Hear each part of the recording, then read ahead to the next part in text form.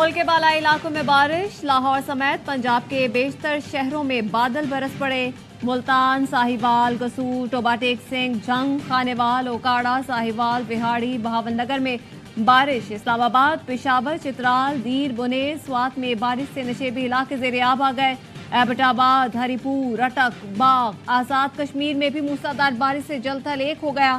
محکمہ موسمیات کی آج کوئٹہ، یوب، بارکھان، چمن، پشین، زیارت، گلگت بلتستان میں بارش اور پہاڑوں پر برف باری کی پیشگوئی۔ پشاور میں ورسک روڈ پر شیر کلے میں گھر کی چھت گرنے سے خاتون اور 2 بچے زخمی۔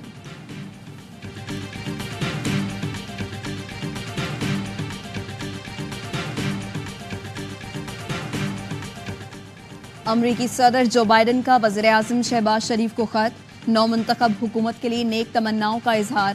امریکی صدر نے لکھا، دنیا اور خطے کو درپیش چیلنجز کا سامنا کرنے کے لیے امریکہ پاکستان کے ساتھ کھڑا رہے گا۔ دونوں اقوام میں مضبوط شراکت داری کو تقویت دیں گے، عوام میں قریبی رشتے مزید مضبوط بنائیں گے۔ دونوں ملکوں کے عوام میں شراکت داری سلامتی کے لیے نہایت اہم ہے۔ صحت عامہ کا تحفظ، معاشی ترقی، سب کے لیے تعلیم مشترکہ ویژن ہے۔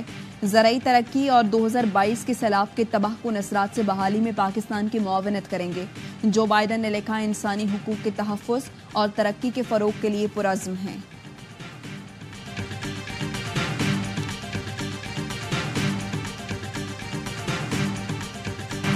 کرپشن، جرائم پیشہ مافیا، اسمگلنگ، ذخیرہ اندوزوں کے خلاف حکومت نے ڈنڈا اٹھا لیا۔ وزیر اعظم شہباز شریف کا کرپٹ افسروں کے خلاف سخت کارروائی کا حکم، کہا معیشت کی بحالی کے لیے بڑی سرجری کرنا ہوگی، سیاسی اور نوکرشاہی کی مداخلت برداشت نہیں کریں گے۔ وزیر اعظم کی زیر صدارت غیر قانونی سرگرمیوں کے خلاف اقدامات پر اجلاس۔ وزیر اعظم نے کہا، ٹیکسز وصولی کی لیکیجز ختم کرنا ہوں گی۔ 27 ارب روپے ٹرائیبیونلز میں پھنسے ہیں، آدھے بھی مل جائیں تو ملک کی قسمت بدل جائے۔ بجلی چوری کے مکمل خاتمے کے لیے اسمارٹ میٹرز کی تنصیب کے معاہدوں کی منظوری دے دی گئی۔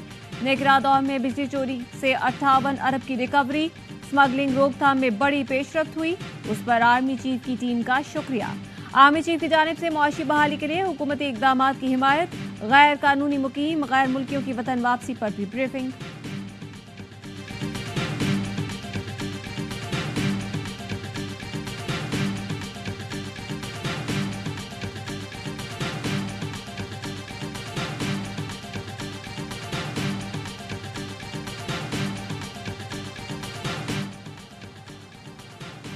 ایف بی آر کو رواں ماہ ٹیکس ہدف حاصل کرنے میں مشکلات۔ ذرائع کے مطابق ایف بی آر کو ماہانہ بنیادوں پر 44 ارب روپے کے شارٹ فال کا سامنا ہے۔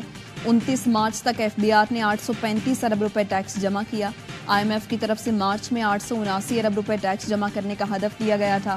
موجودہ مالی سال کے ابتدائی 9 ماہ میں ٹیکس ہدف 6707 ارب روپے ہے۔ گزشتہ روز تک 6666 ارب روپے ٹیکس جمع کیا جا سکا۔ حکومت کی ڈیوٹی ٹیکسز جمع کرنے کے لیے ہفتے اور اتوار بینک کھلے رکھنے کی ہدایت۔ پی ٹی آئی کا چیف جسٹس پاکستان اور چیف جسٹس اسلام آباد ہائی کورٹ سے استعفے کا مطالبہ، ججز کے خط کے حوالے سے تحریک انصاف کی پریس کانفرنس۔ راؤف حسن نے کہا، بانی P T I per cases میں اہم کردار چیف جسٹس اسلام آباد ہائی کورٹ کا ہے۔ خط میں چیف جسٹس پاکستان کا بھی ذکر ہے۔ لوگوں کے بیڈ رومز میں کیمرے لگائے گئے، یہ انصاف اور قانون کا قتل ہے۔ نعیم حیدر پنجوتا نے کہا، بانی پی ٹی آئی کے گھر میں 26 گھنٹے آپریشن کیا گیا، چیف جسٹس خاموش رہے۔ ہمیں کہا گیا بانی چیئرمین کی گرفتاری پر انکوائری کریں گے، کہاں ہے وہ انکوائری؟ نیاز اللہ نیازی بولے، اس خط نے ثابت کر دیا کہ نظام عدل مفلوج ہو کر رہ گیا۔ شعیب شاہی نے کہا، پارٹی کو ختم کرنے کی سازشیں 9 مئی سے پہلے سے جاری۔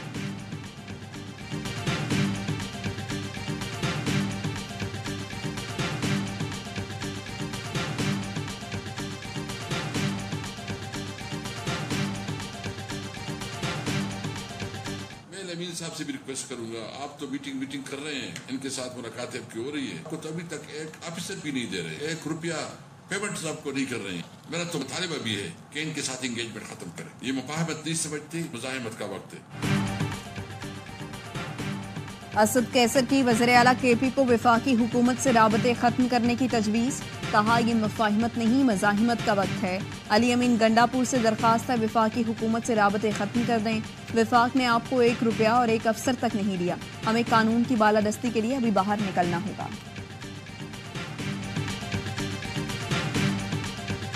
वजीर खारजा इसहाक डार को उमूर खजाना में एडजस्ट करने की कोशिश। वजीर आजम ने मुश्तरका मफादात कौंसिल की तश्कील नौ कर दी। पहली बार वजीर खजाना की जगह वजीर खारजा शामिल। वजीर आजम चेयरमैन होंगे। 8 रुकनी कमेटी में 4 वज़राए आला, वजीर दिफा ख्वाजा आसिफ, वजीर सरफरान इंजीनियर अमीर मकाम बतौर अराकीन शामिल होंगे। नोटिफिकेशन जारी। वजीर खजाना से CCI में शामिल न करने का सवाल। मोहम्मद औरंगजेब ने कहा, शख्सियात को छोड़ें, हमें काम करना है। अमल दरामद में दिक्कत आई तो फिर बात करेंगे।